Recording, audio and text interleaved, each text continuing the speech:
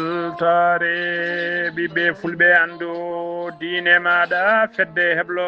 sukaɓe africa weltare tv takkusana yoni to likseyba gorgolo to wullorame to wuuro sabbara to fumo guileyta to mbuuta to magama to waali to fimbu to kaƴila zacharia to jareɓe to tagu tallam to wulyense to taktake to sehil babi to buruji ko on takkusan juulam ha to galle ceerno Idrissa Diallo to Boutanda ko on takkusan kadi juulam ha to galle ceerno Oumar Abdoulaye Dounia Diallo to ñomele ko taari ɗum kala ene jeeya e gardidi kabaruji men to leydi Mauritanie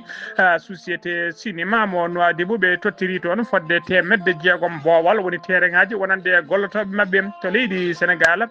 sernaɓe e almuɓe commune aji sappo taweteɗi nder département de Matam ɓe pottiti to Agnama Wuro Siré wadde silikeje Qur'ana ñaganade Allah kay Farba Ngom de Allah rokkitamo calal makko ha timma Allah kadi ɓiltamo e tigui nder ɗina cuuɗi dumbirɗi to leydi Mali général Azimi Goïta hoorejo tension leydi Mali ne tawe jillu mum tona to Moscou lamorgo leydi Russie Côte d'Ivoire RHDP landa lamuka ɓe kolliri tigui kamɓe de ɓe cuuɓi ko Alassane Dramani Ouattara de ƴemtata 4e mandat beele ne wona mbiri mabɓe sumgoji tijjari e lewru octobre 2025 kedde Afrique ma en jabbo musidɗo men Alassane Oumar Mbodj kabaruji men joolam jaɓiri ma en jaa ha to dowlaci tentude Amérique to leydi Iran to leydi Israël to leydi Russie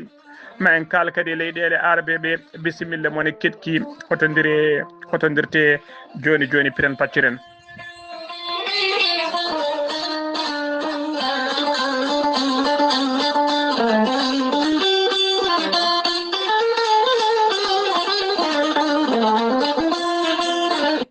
أعوذ بالله من الشيطان الرجيم الذين إذا أصابتهم مصيبة قالوا إنا لله وإنا إليه راجعون Sadagallahu al-azim batake jam gondaɗo hono Diallo Amadou Tijane gorko mo melga wuro jinneji gonɗo e noksode lawol mum faade toon to leydi France hono Demma Thiam ko ɓi duttiɗo e joom suudu mum Maymouna Thiam tawateɓe toon to leydi France hono Seydi Salah ko ɓi duttiɗo hono Alhaji Oumar Baydi Diallo ko ɓi duttiɗo hono docteur Abou Touré ko minima duttiɗo toon to leydi France eɓe ndenta kamɓe kala ɓe ngullo dendagal bandiraɓe musidɓe sehilaɓe kala gila camcamɓe ha sisiɓe tutuɓe jalluɓe e taltalɓe kala dendagal bandiraɓe sehilaɓe ɓe wurtani ɓe leydi Mali ɓe Sénégal ustare jinnaɗo mabɓe biyetenoɗo Basirou Lamba Thiam noon o yalti aduna koto jumjeri jamma hanki o ko alata hande no gasi ɗiɗi lewru juin o wira yettini ɗo wulango noon ko musidɗo men ceerno Amadou Tijane Diallo gorko mo melga wuuro jinneji gonɗo e nokso tawateɗo oɗo saaha joni e lawol mum faade toon to leydi France dow inde ceerno Habous Diallo hoore jablo sukaɓe Afrique fedde weltare ɓiɓɓe fulɓe andu diine maɗa e gardagol Sar Abdoulaye Sarr en pacca sunare e dendagal ɓesgu makko kala nde Allah yurmotomo yaafomo harnamo aljanna kanko e dendagal mayɓe julɓe kala allahumma amina.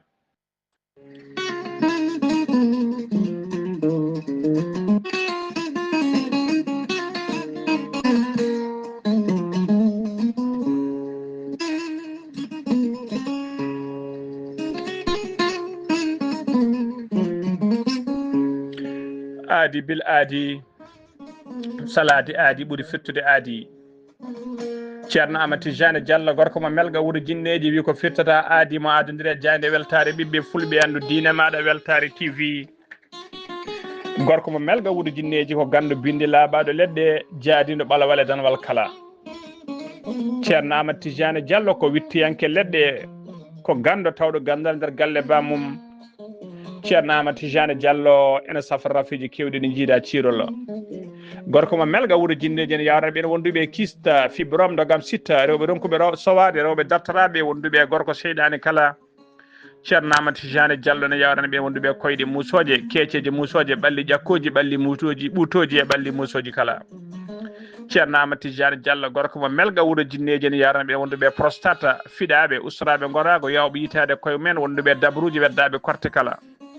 gorko mo melga wuuro jinneji so tawi oɗon maldana ko balɗe tati dendagal rafi mbawɗa wondude e nder balɗe tati mbiya alhamdulillah rabbil alamina ceerno Amadou Tidiane Diallo gorko mo melga wuuro jinneji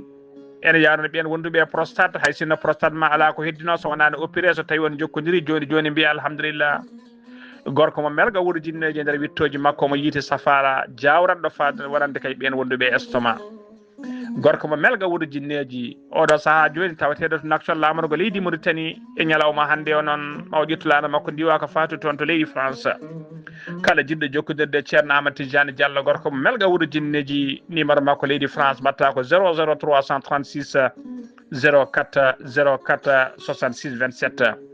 gorko mo melga wuuro jinneji base makko ne tawe to Nouakchott to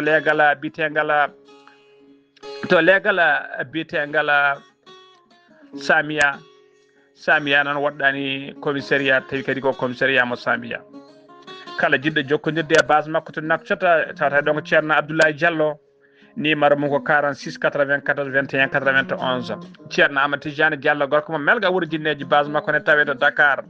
kala jokkodirɗo e on base numéro mum 77 714 94 15 ma heɓ safruji mum ha no hannirta ni gorko mo melga wuuro jinneji gam hoyɓitande tawateɓe la pulpolol dande ma ɓe Mauritanie Sénégal base makko ne tawe to Ross Mauritanie ha to Dagana Mauritanie kala ene tawi ɗon ɓinene makko ne wiye ceerno Amadou Dia gorko mo leeraɓe numéro mum téléphone mbatta 77 537 79 28 ceerno Amadou Tidiane Diallo ne yawno ɓen ƴewɓe kayitaji ƴewɓe embauche ƴewɓe visa ji kala sa jokkodiren ceerno Amadou Tidiane Diallo gorko mo melga wuuro jinneji joni joni mbiya alhamdulillah rabbil alamina ceerno Amadou Tidiane Diallo mbadden dando faade makko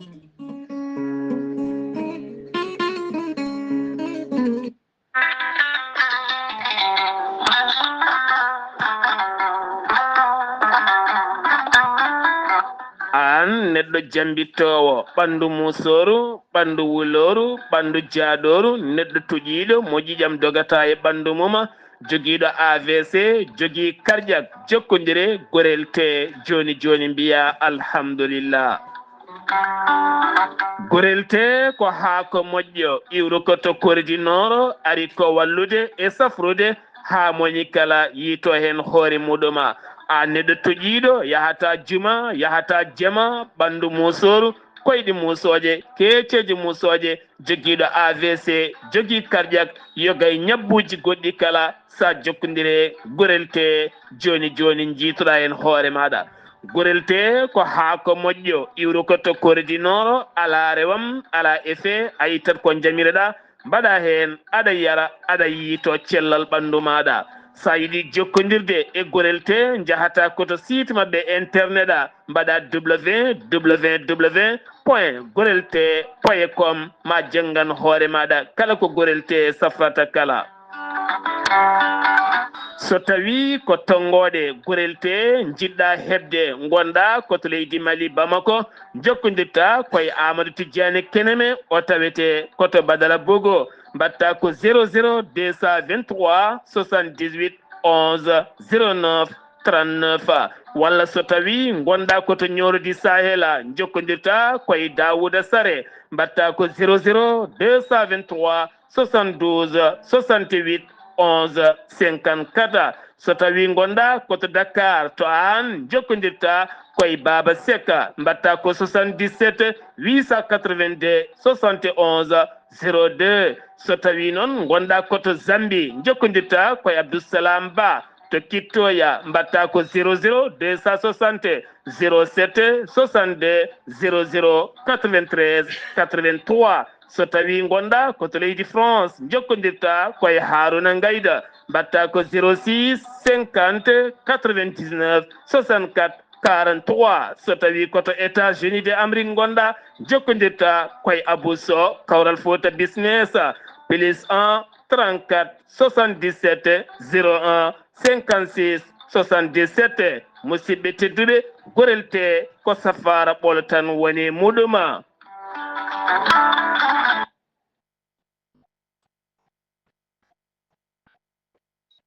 Kettode kaburuji mon e demgal pulaar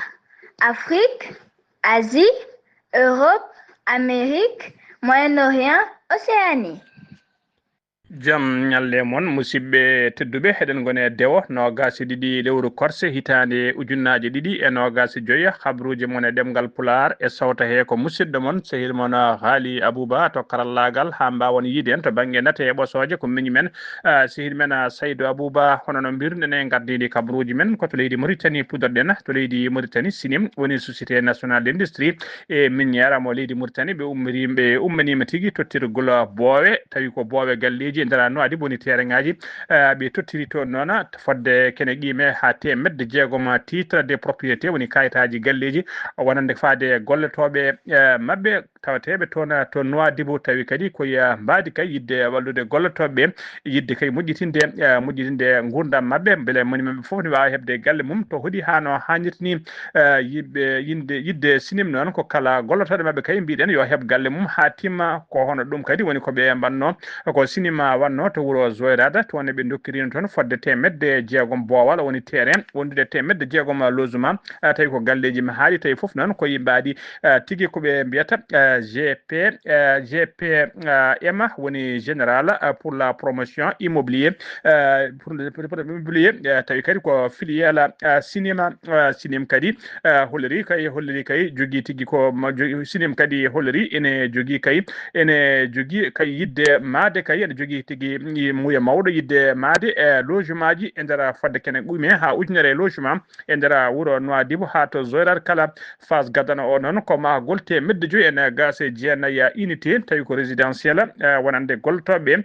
kay ko adi koɓe jokkita logement ji keddiɗi ha joni ko leydi Mauritanie keddoɗen fedde tawi ko feddere ndinɓe ɓe wiyeteɓe les anciens combattants wondude ɓe wiyeteɓe sous officier ji e solleteɓe tawi ko Mauritanaɓe yaaɓe retraite e nder won tawateɓe nder leydi he ɓe kolliri tigui wonde ɓe naati kamɓe kala fedde nde kala ɓe kolliri kay ɓe naati e landa dawrugola mbiyeteka El Isla ko aseta hanki o noon kikiɗe no gase go lewru juin ɓe ɓayyini oɗon kabaru to siège landaka e saaha kay landaka wonno e tigui e manifestation mo mawɗo tawi ko manifestation dawrugola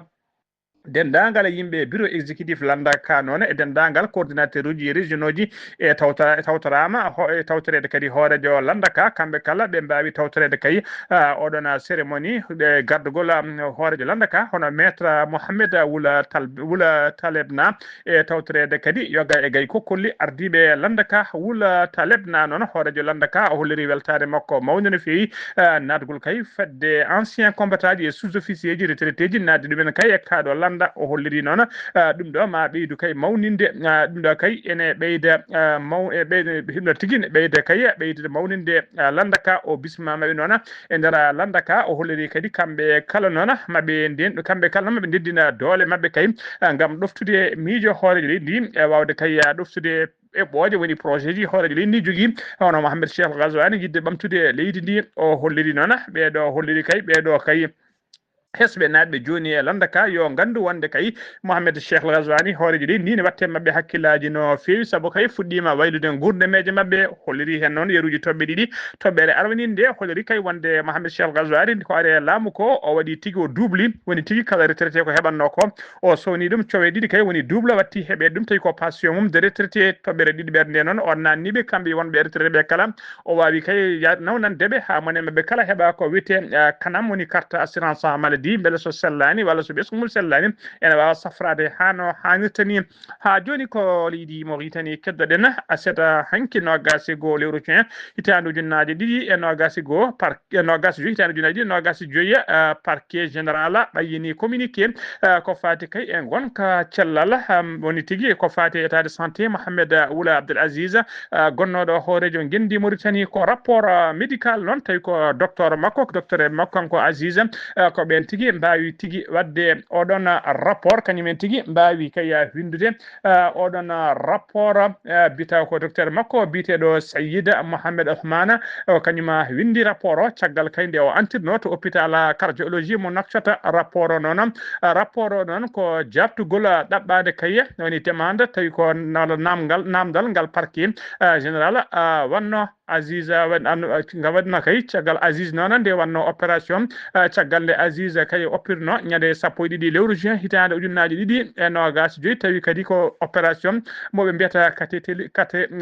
cathétérisme thérapeutique programmé tawi kadi on opération noon ko jaccina gola ɗaɗi goto e ɗaɗol makko witengol artère tawi ko artère coronaire ɓe mbawi tigi yaccinde ɗum rapport docteur Aziz o noon holliri tigi ko ardi kala wonde opération rewi lawol ɗaɗɗol ngol kadi wawi yaccinede hano hannirtini e nder rapport e kadi holliri oɗo saaha joni état de santé client makko woni tigi docteur malade makko hono Abdoulaye Aziz état de santé makko ko stable woni tigi ɗum semori no moƴƴi kay ɗum noon ko caggal kay o yalti hôpital kadi holliri wonde o yalti hôpital kay 48 heures woni balɗe ɗiɗi caggal opération o wawi tigi yaltude galle makko ɗum noon firti tigi o pirno ko ñande 12 wonde ñande 14 lewru jeego ɓiru gonɗen ndu tawi o yalti hôpital o fati tigi e oɗo saaha noon sukaɓe makko noon ɗo saaha noon e oɗo saaha noon sohlani tigi won rapport o holliri e oɗo saaha sohlani kay komo antira ɓesgu Aziz noon e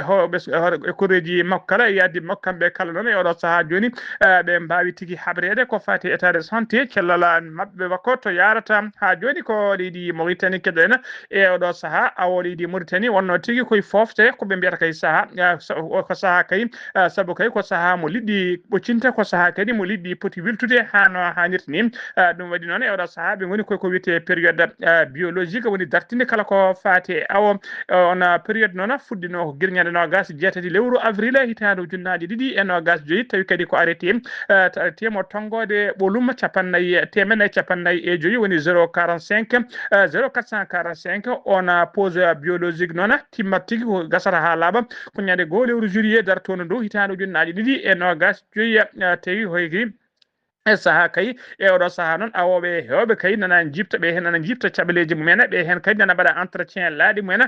hewɓe kadi nana ŋaƴƴina piɗeli mumen heppude kay ko ñande 2 lewru juillet arata ha mbawa tigui ɓamtude goɗon awo hano hannirtini ko jagorgal leydi Mauritanie kalfinaɗo ko fate awo noon kañum ɓayyini communiqué o holliri tigui wonde ko 2 lewru juillet pause biologique o gasat tawi kadi ɓamtugol ngol waɗa tigui dow programme omo ñaagui noon dendagal ɓen awoɓe kadi ha tengti awo firtata ɓe mbawa tigui wadde respecté programme uji dokkaɗi ɗi kay hano ha timma hano hannirtini ha joni ko leydi Mauritanie keɗen ardiɓe landaji dawrugol hewɓe no fewi e nder leydi Mauritanie ɓe mbawi tigui wadde fedde mabɓe dena fedde noon ko wawde kay yettoyade toon to ambassade leydi Iran tawateɗe nder Nouakchott wono mujibu jillo ngu noon ko andinde ambassadeur o e andinde ɓesgu Iran kala wonde kay leydi Mauritanie no didorno tawi kadi ala e faltore kamɓe kala noon eɓena keedi caggal leydi Iran eɓe jaadi mum kay ɓe gadda soutien mabɓe faade leydi Iran e oɗo saaha joni leydi Iran caɗele tawate kay ko fate bombardement ji ummorade toon to leydi Israël ha to dowlaci tenduɗi Amérique kala ko ambassadeur leydi Iran e hoore mum kañum tigui yalti jabɓiɓe kamɓe arnoɓe kay yettinde kay oɗon message kay to nder Nouakchott o holliri noon kanko ambassadeur noon holliri hen weltare makko mawde no fewi kadi o holliri sikki ala omo andi kay leydi Mauritanie meeɗa serde kay nangande leydi Iran jungo o holliri ɗon so tawi kay Allah ittani ko tiiɗi omo yakori kadi omo ɗamini hay sinno kay dolaji tenduɗi Amérique walla leydi Israël foof e hewde doole haɗata kay doole ko Allah jogui kadi omo yanana no yendina ko maayo hunde polgu kay artata koye juuɗe dowlaci koye leydi Iran ha joni ko leydi Mauritanie keɗoɗen e oɗo saaha noon teska tigui kewgol coupuraji courant e nder Nouakchott lamorgo leydi Mauritanie leeɗe ɗe kala no didorno courant noon ronkama tigui yo rew lawol e oɗo saaha kala ko coupuraji e kala saaha ho courant ne yahane arta saaha ni ko coupuraji juɗɗi no fewi ko ɓuuri teskede noon ko ɗum noon ɓuuri teskade kay ko guila ñande aljuma ɓenne ɗo ardiɓe Somalek noon ɓe kolliri tigui ɗeɗo caɗele kay wona to mabɓe tigui wona e welede mabɓe wona e teyede mabɓe ɓe kolliri noon caɗele ɓe kolliri noon caɗele ɗe tigui umri ɓe kolliri caɗele ɗe umli tigi woni tigi koto nokku biteɗo manan tali ko systéme manan tali connexion e réseau o ko on systéme tigi jogui caɗele kono sonolega holliri kay wonde technicien ji mabɓe kay nana darino doole mumen ponno jamma ñalawma kala gam ñawdude kay e safrude ɗeɗon caɗele hano hannirni ɓe somalek noona holliri tigi ene yafno dendagal kelineɓe mum e ɗiɗo kuppiraji kay tiskinaɗi e nder nokcoda kadi ɓe kolliri inchallahu so Allah ittani ko saddi kay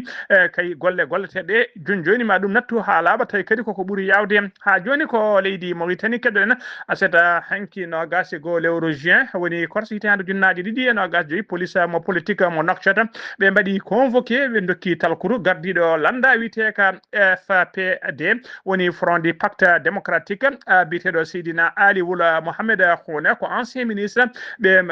ɓattiɗo kadi ko neɗɗo ɓattiɗo Mohamed Wula Abdoul Aziz gonnoɗo kadi o wonino ancien ministre e nder leydi he ɓe kollirimo noon ɓe dokkimo ɓatake tawi ona ɓatake ko convocation convoquimo noon ko police politique mo nakcota goto noon e mawɓe tawi ko fedde ancien ministre uji biteɗo Mohamed Wulu Jibrila ko on tigui ɓaƴini kabaru o yanñaki noon holko convocation holko woni sababu convocation siftinde on noon ko ɓoyani ko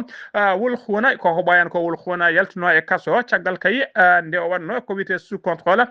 judiciaire oɗo saaha joni noon o weeɗama convocation ha joni habaruji men demgal Pulara seno mima to gendi Mauritanie ko to leydi Sénégal paaɗen muuya ko wuuro tawetego e nder commune mo Kaccol e nder département mo Kafrine ko tana Mouss waɗi toon aseɗa hanki nogasi go lewru juin tawde ujunnaje ɗiɗi e nogasi joyiya ko biyeteɗo ne yette mbayi mo duuɓi 40 ko kañum tigui yooɓi toon fittandu miñum biyetenoɗo Bacce ene yarano duuɓi Bacce ene yara duuɓi 34 ko jambere noon o yooɓiri fittandu makko ko duko seeɗa noon wonno hakkude mabɓe kay caggal nde miñiraɗo ittuno balise aji kay gonnoɗi damar galle beele saret mum ne wawa nadde hano hannirta ni mawniraɗo o yadani hen duko woni hakkude mabɓe ko ɗon tigui mawniraɗo ƴetti jambere salkimo jambere nde o ronda o nawate doctereɓe e juuɗe safroɓe ko hen o wasi fittanu makko ha joni ko leydi Sénégal keduɗen tadiɓe leydi Sénégal finaɓe ko fate haɓade drogue ɓe Dakar ɓe kolliri tigui wonde ɓe teɓima sappo joyi sagata dattunoɓe wadde trafic drogue hakkude kay to wiyete Bambilor e to wiyete Jaksaye ɓe tawrama noon kiloji ɗiɗi drogue mo hinde chanvre indien wondude e gueɗe kewɗe nde ko haalisaji kewɗi e gueɗe kewɗe ɗe ɓe kutotto wondude e téléphone aji eɓena coka kay e mbadi garde à vue ko adi kay ko visa ji mabɓe ne jalta faade kaso mawɗo ha joni ko leydi Sénégal keɗoɗen hono no mbiruɗen gardini kabaruji men caggal rapport médical kollirnoɗo kay wonde Farba Ngom wona karɗo cellal e oɗo saaha joni cellal makko rokkani mo fartangue tigui wonde e nder kasoji fof noon haɗani kay on rapport kay tawi haɗani justice ha joni nana tigui justice nana goltidi e makko salade kay hokkudemo ko wiyete liberté provisoire walla ko wiyete liberté sous condition Farba Ngom noon ko jiɗaɗo no fewi e nder falde muɗum ha e nder yoga e leydi he kala ko ɗum saabi noon ñalawma hanki o teskama fodde kay CRMɓe tawateɓe e almuɓe sandaji tawateɓe fodde e nder commune aji sappo tawi commune aji tawateɗi e nder département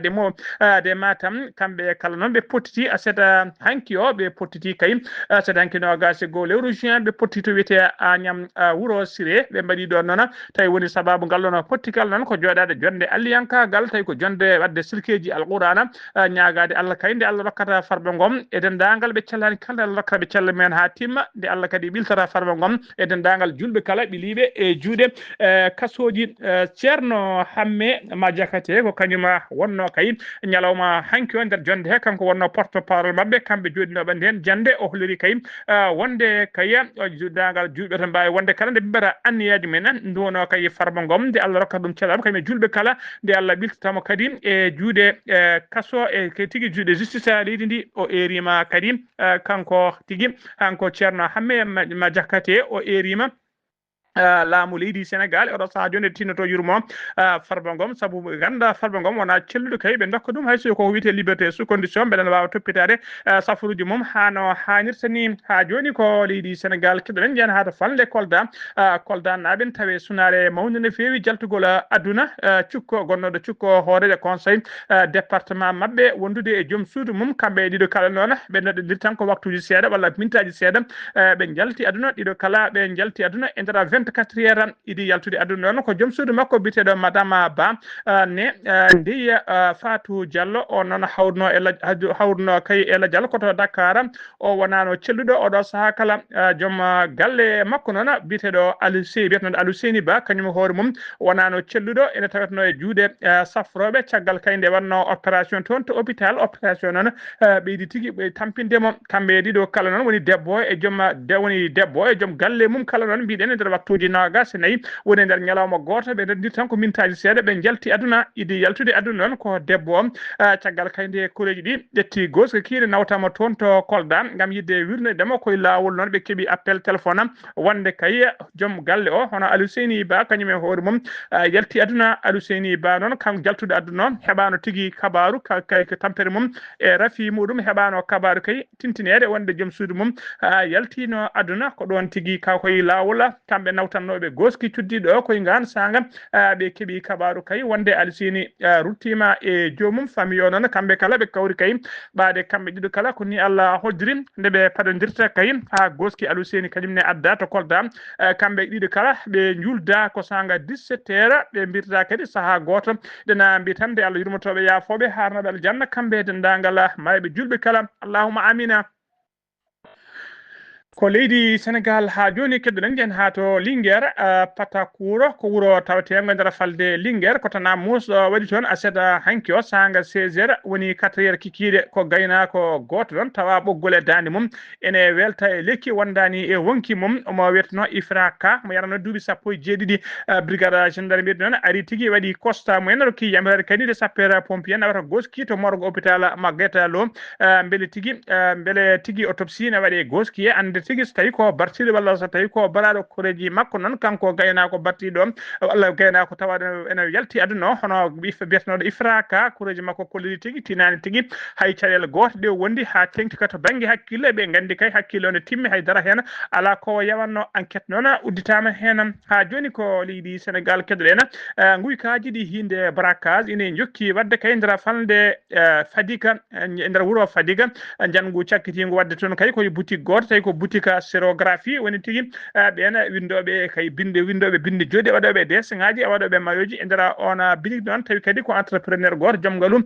ko boutique mum tigui yana to legal bitegal loga dem wendoga aljuma ɓennuɗo gendarmerie noon holliri ko golɗo watti lawol joyɓi wala woni 5e fois ko oɗon boutique ina yane wuyɓeɓe noon jani wirɓe noon jaadi tigui e commande mawɗo no fewi tawi ko mayoji ɗi o wanno commande mawɗo no fewi tawi ala ko gasno ala ko heddi so wona omo livra jomum ko ɗon tigui wuyɓeɓe jaadi o holliri kadi e kala saaha nde wuyɓeɓe gaare makko kay ko saaha mo waɗi commande mo heeɓi commande mawɗo no fewi so tawi ala ko heddi so wona commande o gasi walla daari gasde ko nden tigui wuyɓe kewi yande e makko jaada e bagage o ha laaɓa ngolɗon lawol noon holliri wuyɓeɓe jaadi e bagage o ha laaɓi dendagal ko tawno e nder boutique o holliri hay sajjade makko to juulanno wuyɓeɓe ɗaccani ɗon ha joni ko habaruji men demgal Pulaar sen mima to leydi Sénégal koto leydi Mali paadena horejo leydi Mali hono général Azimi Koïta yettima to Moscou lamorgo leydi Russie tawi kadi koye visite officiel ko jillu noon ko balɗe jeegom o yahani goto mo yaade sete timmuɗo no fewi nguɗo jillu noon ko koye mbadi kay yidde ɓeydude ñastade galle cihilagal e jokkodiral moƴƴal gongal hakkude leydi ɗe ɗiɗi e fannuji kewɗi no fewi ko wayno kay to banggue sécurité to banggue énergie to banggue transport kala ma Assimi ko général Assimi Koïta noon mawa joddo toon e sehil makko Vladimir Poutine horejo leydi Russie caggal ɗum kadi yimɓe délégation makko ɓe o yaadi ɓe ma mbaddu toon batuji kewɗi no fewi e ɓen tawi kadi ko ardiɓe leydi Russie ko ngolɗo noon woni wattata lawol ɗiɗi ɓi walla ko général Azimi Goïta ene waɗa jillu mum toon to leydi Russie jillu makko garwanigu noon koye lewru juillet 2023 wonno e saaha ɓe jeyano deuxiéme sommet tawi ko sommet batto kolo ɗiɗi ɓi walla hakkude leydi Russie e leydi Afrique ɗum wonno koto wuuro witengo Saint-Péter Bourgom ha joni ko leydi Mali keddoɗen ñande aljuma ɓennuɗo nogas lewru juin taadu junnaji ɗiɗi e nogas joyi ɓennuɗo ko jagorgal leydi Mali kalfinaɗo ko fate gueɗe caggal leydi e jokkodiral leyɗele biteɗo Abdoulaye Diop kañuma bismi o jooɗi e nder joddima e nder bureau ji makko e nder bureau ji makko biteɗo Moustapha Ndour noon kañum wonno ambassadeur joɗiniɗo leydi Mali joni leydi Sénégal e nder leydi Mali wonno mujibu jillu ngu noon walla oɗon audience ko wadde kay mbaynigu makko kanko ko Moustapha Ndoura ƴewɗo saha joni gonɗo e fin de mission mum woni tigui mo mission mum gasi ha laaɓi e nder leydi Mali tawi ko arno ko wallodirde e makko kanko hoore jagode noon walla jagogal kalfinagal ko fati e gueɗe caggal ɗiɗi hono Moustapha Diop noon o holliri weltare makko mawde no fewi kay e gonnagal kay ambassadeur o e nder leydi Mali tawi kadi ko jokkodiral ɓeydima jokkodiral moƴƴal e peewal hakkude leydi ɗiɗi woni hakkude leydi Mali hakkude muɗum e leydi Sénégal habruji men ɗemgal pular sen mima to leydi Mali ko to leydi Côte d'Ivoire paɗen ala to yano artit kay to wonno kaɗo landa wiyeteka RHDP suɓima Alassane Dramane Ouattara hoorejo leydi ndi yo won kay candidat mabɓe e sumgoji tijjadi kay nogas joyi e lewru octobre 2025 ko aseta hanki ona landa ka e nder jonde mum ɓe jooɗi noon ɓe cuuɓi Alassane Dramane Ouattara kay yo wona mbiri mabɓe so tawi kay ɗum ɗo laatima kay ko ɗum ɗo laatima kay ko golɗo Ouattara lawol 4e mandat Alassane Dramane Ouattara ko ardoto leydi ndi kanko Alassane Dramane Ouattara noon caggal kay nde ɓe cuuɓimo o suwa taw wiide eyi walla ala kono pular ne heewi tan wonde so mawɗo deeƴi ene jogui ɗum ɗon ko firti hollude ɗon mawo jabtoɓe kay ma wattude jabtol makko kay e ɗeɗo balɗe so tawi noon ɗum laatima kay Alassane Dramane Ouattara hayso yeehi sumgoji kay teskama gay ko kolli kewɗi kay ma wasata o yadata e mumen saabu ko kaɗa kay jeeyede e ɗiɗon candidat ji ko wayno tigui Tijani Thiam wayno tigui Laurent Gbagbo e ko wayno Charles Blé Goudé ɓeɗo kala e oɗo saaha joni ko waɗaɓe écarté inde mumen ko itta ha laaɓi e jeeyede e biriji wonande kay gemmotoɓe gam ardade leydi ndi habruji men ɗemgal pular kedde Afrique jabboɗen ko musidɗo men sehli men Alassane Oumar Mbodj gorko mo Sara Ndogo Alassane Oumar Mbodj a salminama. en calmitima Ghali Abouba en calmini dendagal hettiyankoɓe Ayamo TV kabri men ɓurɗi tewtude e dongre Afrique ñalawma hannde o puɗɗoɗen ko leydi Côte d'Ivoire toon de wonnani hono bettere nde taw ko yimɓeɓe nde tawno wonde gardiɗo hono leydi ndi Alassane Dramane hono Ouattara o wawi hono suuɓede yo ar jeeyo yo jeeya e mbiruji kay ƴammoji ardade hono leydi ndi guila e lewru octobre 2025 nde tawno wonde landa mabɓe RHDP toon to Abidjan wawi kadi kono fuɗɗade golle mum ñande asatare nogas go lewru korse 2025 taw ko caggal tawede hewɓe ɗon ɓen wonanɓe ɗon landaka ɗum noon ɓe mbawi ko hol suuɓaɗemo tigui rigui yo won kay mbir mabɓe Nigéria to nde ene wayno leyɗele taw ko noddirteɗo kono Pays-Bas taw ko nawnoɗe toon ko wiyete kono temedere taw ko branche taw ko mopere ɗin gujjunoy toon to Nigéria ene wayno leydi président ba mbawi o arti ɗum ñande asatare nogas go lewru korse 2025 toon to Nigéria ene wayde fodde temedere 19 taw ko mbiya wonde ko sculpture taw ko ancienne ɗum ɗon wonande ko des branche taw kadi ko leydi hono Benin gujjunoɗi taw kadi koye e nder Kanakéri ɓoyni ɗum o leydi taw ko Benin ma won ho duuɓi joni temedere e nogas ko ɗum wanno tawno wanno ɗum ko jimandi taw kadi koɓe mbiya gono époque colonial toon to Cameroun ene wayno ho cadre mabɓe to DPC jagorgal kono état Jacques Famdongo o wawi wonde kadi wawde kankone hullude kankone o dillude gam windude taw kadi ko ɓatokuru taw kadi taw ko ciifa taw siifi ɗum ko ɓen jeetato taw ko jeeya koye e diwan banggue worgo to mawɗo leydi ndi Paul Biya jeyatoyere e ɓen noon mbi noon mbawi kadi wiide wonde alsako waɗa alternance ko fati kadi e gatugol leydi ndi ɗum noon ko fawi koye e lebbi taw ko seeɗa heddi e mabɓe yuɓɓinde ɗin woteji baɗoji toon ɗum ne tawno wonde waɗa koye nder lewru octobre 2025 RDC Congo caga kay e sifande toon to Washington ene wayno tawi taw ko document bawɗo kay hono yuɓɓinde nanodiral e deƴƴal hakkude leydi on RDC kañum e Rwanda taw ɗon koye ɓen wonan aranɓe ɗen leyɗele ɗiɗi mbawi noon wawde kay artude hen no fewi gam kay deƴƴal wawa kono duuɓa toon waɗi noon caggal ɗum noon tagad yimɓe kewɓe mbawi kono jaltude kaali hen e nder yiyande ɗon toon to Kinshasa hani wona eɗen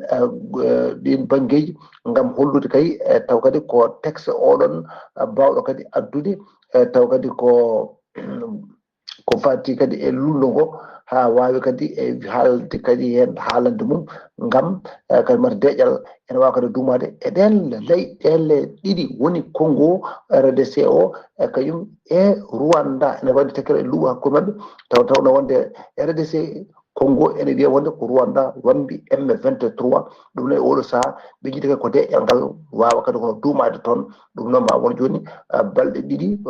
kolla balɗe tati ko cifodiral ngal ene yiiɗi waɗede toon to leyɗele deddude Amérique Washington Ghali Abouba ko ɗum de tongguɗen e dongre Afrique ñalawma hannde o taw wonno koyde dade musidɗo moon Alassane Oumar Mbodji gorko mo Sandow ngam weltare a Yawo TV. Alassane Oumar Mbodji golle ma jooɗi peewi ko anuddi kabaruji men e nder dongre Afrique takkusan juulama ha to galle ceerno Amadou Tidiane Alpha Mama Siley Ba to kay haydi ko on takkusan kadi juula ha to galle ceerno Abdourahmane Dia to PK8 Nouakchott ha to galle makko Darel Barke ko taari ɗum kala kabaruji men dowlaji tentude Amérique jolam jaɓɓeɗe koto dowlaji tentude Amérique puɗɗoɗen dowlaji tentude Amérique noon mbaɗi tigui ko ɗaminono ma mbaɗe kay so bombardude to wallude kay so yaade kay jingande e wallude leydi Israël e guerre kay gonɗo e hakkude leydi Israël oɗo saaha joni e leydi Irak dowlaji e leydi Iran dowlaji dentuɗe Amérique noon ɓe bombardi site uji tati nucléaire woni nokkuji tati to nucléaire fewnete e nder leydi Iran ɓe bombardi ɗi site uji noon ɓe bombardi ko site biteɗo site mo Fordo e site goɗɗo ene wiye site mo Nantage e site goɗɗo noon wiyete ko site mo Esfahan ɗin site uji kala ɓe juuri hen bomboje mabɓe tawi kadi ko bomboje ngarɗuɗi no fewi ala to ɗe jiite to wona toon to dowlaji dentuɗe Amérique Donald Trump noon hoore mum kañum ɓayini kabaru o holliri ni wadde fodde kay 14 bombo ko dowlaji dentuɗe Amérique ayni kay e nder leydi Iran tawi kadi hen bombo goto ko sous-marin mabɓe ko kañum ayni ɗum so tawi ko bomboje keddiɗe noon ko avion ngaji mabɓe ɗi hinde B-52 kañum tigui mbaɗi ɗiɗon bombardement siftinde on noon dowlaji dentuɗi Amérique ko kañum en tan jogui bombo tawi kadi ko bawɗo yettade installation ngaji nucléaire leydi Iran jogui ɗina installation ji nan tawe walla majji tawte ko ha 60 métre hakku e nder juutedi walla profondeur keddiɗi ɗin tawe ha 60 métre luggedi e nder leydi wotona ko dowlaji tentuɗe Amérique tan jogui ɗen bomboje bawɗo yettade toon ko kañum kadi jogui laaɗe woni avion ngaji tawa ɗina avion ngaji biyeteɗi B-52 ene mbawi wettade leydi kay mbeya e leydi tawa leydi systéme anti défense leydi ndi wawata wadde détecté ko Amérique jogui ɗin avion ngaji ko kañumen kay kutoriɗe en doole so jingande dowlaji dentuɗi dowlaji dindande kay leydi Israël ɓe nder bombardement ji noon holliri hande tigui hay neɗɗo goto ala basɗo hen fittade mum kono ɓe gofani site uji tati ɗiɓe toɓɓiro ɗi kala ɓe mbawi tigui bonnu ɗum hano hannirta ni koto leydi Israël paden armée leydi Israël kañumen kolliri aleda hande o wonde ɓe jiiti ɓe gartiri goskiji tati tawi ko otage mabɓe otage uji mabɓe biftanoɓe kay nangganoɓe guila ñande kayno guila kay lewru octobre 2023 guila nden noon e guerre mabɓe hakkude mabɓe e Hamas ɓe mbawi artirde tettude ɗin goskiji tati ɓe gartiri ɗum e nder leydi mabɓe ɗin goskiji noon hen goto wiyete ko hen goto ne wiye Ofra Haydara e goski biteɗo Jonathan Samerano e goski sergent chef Sahey Levinson ko ɓeɗo tata ɓe jiiti goski men ɓe gartiri ɗum e oɗo saaha joni e nder leydi mabɓe koto leydi Iran paɗen caggal kay bombardement dowlaji dentuɗe Amérique waɗi toon to Iran laamu leydi Iran holliri aleda hande o ɓe aynima fodde 30 missile croisiére ɓe ayni noon koye nder leydi Israël hono no holliri kay télévision leydi ndi koto mo leydi Russie paɗen Vladimir Poutine kañum woni gardiɗo leydi Russie o yonnani haydara kay bombardement mo dowlaji dentuɗe Amérique waɗi kay toon e nder leydi Iran o holliri noon kay ɗiɗo kay frappe uji ɗi o waɗi o holliri tigui wonde ɗum ɗo kay ko décision irresponsable woni kay feere nde Donald Trump ƴetti kay wona feere moƴƴere kadi ko irresponsable kay ƴettude bomboje mum e laaɗe mum diwoje ene bombordoya leydi tawa ko leydi e joguino ndimmago hoore mum woni souveraineté hoore mum koto leyɗele ARBB fedde leyɗele ARBB paadena dendagal leyɗe ARBB ɓe kolliri mette mabɓe kamɓe kala ɓe kolliri kay ɓe jannani ɓe jodnani haydara kay ko dowlaji denɗe Amérique kala so bombardude leydi Iran Arabie Saoudite noon holliri kañumne metti mum holliri metti mum guila ñande sittino guila 13 lewru juin nde guerre o fuɗɗi kay dendagal leyɗe Golfe tawi kadi ko leyɗe mawɗe oɗo saaha joni joguiɓe pétrole kamɓe kala ɓe ceertani kay ɓe dartinani e kala saaha wadde erago e noddude jodde kay batuji joɗade kay no jaam artiri kay hakkude leydi Israël hakkude muɗum e leydi Iran ɓe joddima laabi kewɗi kay ardiɓe dowlaji tentuɗi Amérique rebel en Houthis tawateɓe toon to Yemen kañumen ne kolliri mette mumen no fewi en kolliri kay wonde Amérique ma nimsir ko waɗi ko saabu kay memde leydi Iran noon kañum woni allié mabɓe mawɗo no fewi ɓe kolliri kala kay laana boni bateau tawa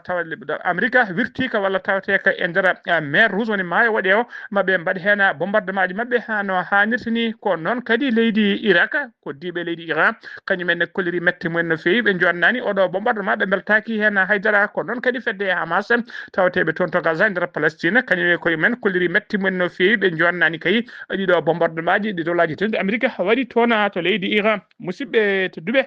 gasi ha laaɓi ceer ko ɗum ɗo wonno ko min tonga noon habruji mon e ɗemgal Pulaar e sowto he ko musidɗo mon seydi mon Ghali Abouba to karallagal ko musidɗo men seydi men Seydou Abouba roɓiɗo Afrique ko Altan Oumar Mbodj ñalawma janggo o ma en ketto musidɗo men seydi men Sar Abdoulaye Sarr ko adi keɗena mbayno noon min dokkon makam mbay kutir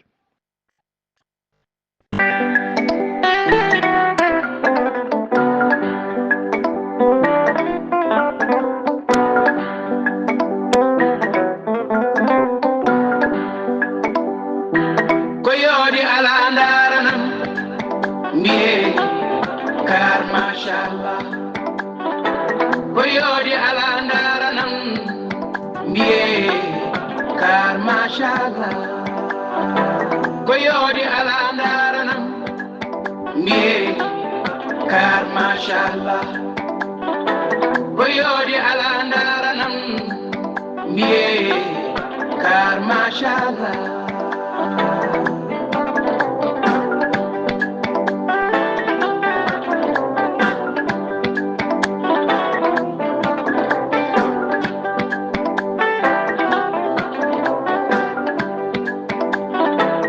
Gollal falaɓiye golle mane laati ɗum tagi anduɓe ceedima golle maɗa e balle ma ɓiɓe Afrique naɓe ceedima aɗa laaɓire ɓe golle ma jarama makam kutirma